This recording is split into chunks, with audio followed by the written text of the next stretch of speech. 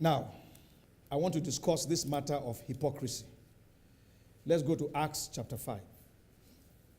Remember in Acts chapter 4, when we read Acts chapter 4, we mentioned the matter, this fellow called Barnabas, son of consolation. Remember how he sold something and gave, and laid it at the apostles' feet. Now, that takes directly into chapter 5, verse 1.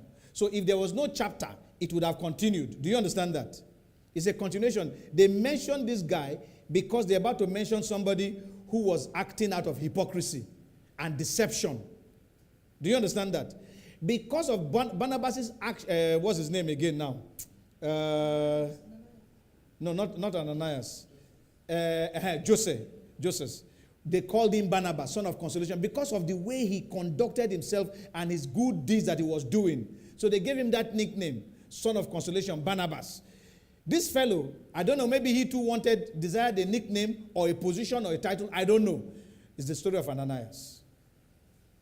In verse 1 of chapter 5, it starts by saying what? But. What does but tell you now? Something positive, but something negative is about to come. Something negative, but there's something positive. So but is a conjunction that joins two sentences or two statements together, one positive, the other negative, on either side of the but. But a certain man named Ananias, with Sapphira his wife, sold a possession and kept back part of the price. His wife also, being privy to it, and brought a certain part and laid it at the apostles' feet. But Peter said, Ananias, why had Satan filled thine heart to lie to the Holy Ghost and to keep back part of the price of the land? Whilst, listen to this, because some people have misinterpreted all of this. Whilst it remained, was it not thine own? And after it was sold, was it not in thine own power? Why hast thou conceived this thing in thine heart? Thou hast not lied unto men, but unto God. We know the rest of the story. What they were saying is this. You sold property. Let's say you sold it for 5 million. What I want to bring to the apostles' feet is 2 million. Is it wrong? It's not, remember, it's not by force. It's a willingness in your heart. So he brings 2 million, drops at the apostles' feet, and they asked him, thank you. Whether they asked him or not, maybe he came and said, my wife and I, we sold one of our properties, and this is the money from the property. Why didn't he say, we sold the property for 5 million, but what we want to bring is 2 million? He didn't say that. He lied. Peter said, this lie is not to men, it's to the Holy Ghost. Many of us don't understand. You see, we don't understand spiritual things. We look at them from a natural perspective. When we tell you to do acts of kindness, are we asking you to do it for me or for another man? No, you are doing it to God. Every act of kindness that is done on the earth here is to God. That is why we do not do it to receive thanks from men.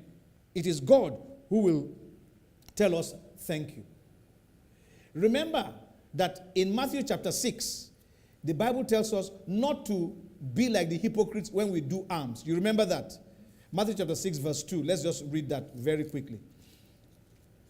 It says, therefore, when thou doest thine alms, do not sound a trumpet before thee, as the hypocrites do in the synagogues and in the streets, that they may have glory of men. Verily I say unto you, they have their reward. Why are they sounding alms? Because they want to be recognized.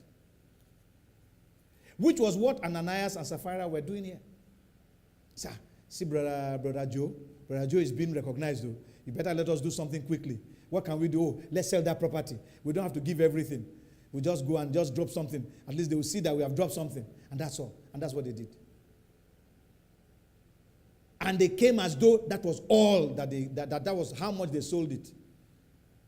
Nobody was saying that they should drop all 5 million. If you don't have the grace to drop 5 million, you have the grace for 2 million. Drop the 2 million and say, well, we sold for 5 million, but bro, what I can afford now is 2 million. There's no big deal there.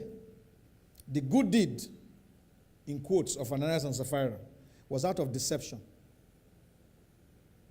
Or maybe for competition.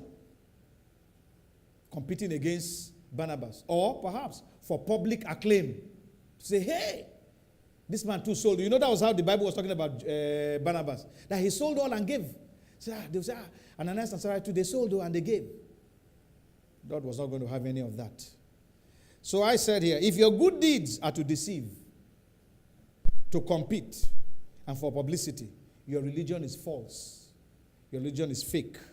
Your religion is useless, and it is meaningless. You don't do good deeds because somebody else is doing it, so you want to copy that person. No. Remember our earlier definition. It is out of a heart of what? Love. Your good deeds must have at the back of it the love, your love for God, which God has given to you anyway. 1 Corinthians chapter 13. I'm going to read from verse 3 to the A part of verse 8. 1 Corinthians 13, from verse 3. It says, and though I bestow all my goods to feed the poor. These are good deeds, right? And though I give my body to be burned, and have not charity or agape love, it profited me nothing. It doesn't matter what you are doing. If it is not out of a heart of love for God, it's useless. It's meaningless. It's fake religion. It's false religion.